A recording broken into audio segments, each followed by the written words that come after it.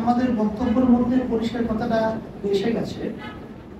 এরপরও যেহেতু আপনি প্রশ্ন করেছেন, আপনার 7 জানুয়ারি যে জাতীয় নির্বাচন একদলীয় একই সিদ্ধান্ত বর্তমান সরকার করে ক্ষমতায় আছে, তখন তো এই দাবির প্রতিবাদে এবং সুন্দর অবাধ নির্বাচনের ব্যাপারে আমরা জাতীয় সরকারের যে দাবি তুলেছিলাম, এই দাবির সাথে আমরা কিন্তু রাজনৈতিক দলগুলো সবাই ঐক্যমতে ছিলাম এবং যার যার অবস্থান থেকে আমরা প্রতিবাদ করেছি এবং জাতীয় নির্বাচন আমরাও বয়কট করেছি, অন্যত্র বয়কট করেছি।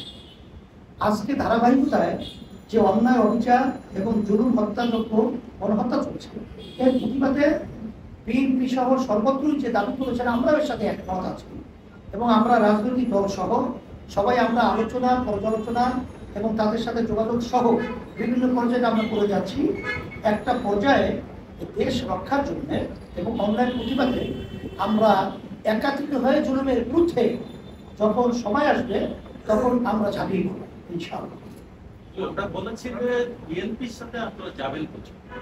এখানে ইসলামী আন্দোলন বাংলাদেশ আমাদের একটা রাজনৈতিক ভিন্ন প্ল্যাটফর্ম, বিএনপি একটা প্ল্যাটফর্ম, সে তাদের প্ল্যাটফর্ম থেকে তারা দাবি করেছে, আমরাও আমাদের দাবি কিন্তু একই, কিন্তু এখানে সাথে না সাথে এরা সমাজ পরিপ্রেক্ষিতে আমরা সেই অবস্থা করছি।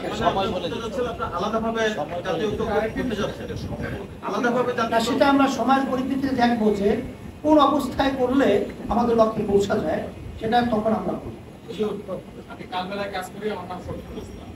আপনারা বলছেন যে হত্যাকাণ্ড চালানো হয়েছে ছাত্র আন্দোলনকে ঘিরে, আপনাদের কাছে কোনো সুস্পষ্ট তথ্য আছে যে কতগুলো ছাত্র বা সাধারণ মানুষ মারা গেছে এই আন্দোলন?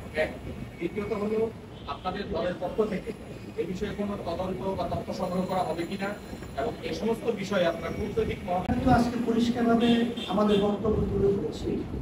যতটুকু আমরা যে সংবাদ আপনাদের মাধ্যমে যতটুকু আমরা জানতে পেরেছি, তাতে 2 শতাধিকের উপরে এখন পর্যন্ত তথ্য আমাদের কাছে আসছে, কিন্তু দিনের দিন এর সংখ্যা বেড়েই হচ্ছে। আসলে বাস্তবতা কত যে হত্যা হয়েছে এখন পর্যন্ত আমরা পরিষ্কার দিতে পারছি না, তবে সংখ্যা অধিক। আর সাথে সাথে আপনি আরেকটা যে প্রশ্ন করেছেন, এটা আমাদের দলীয়ভাবে তথ্য সংগ্রহের কার্যক্রম আমাদের আছে,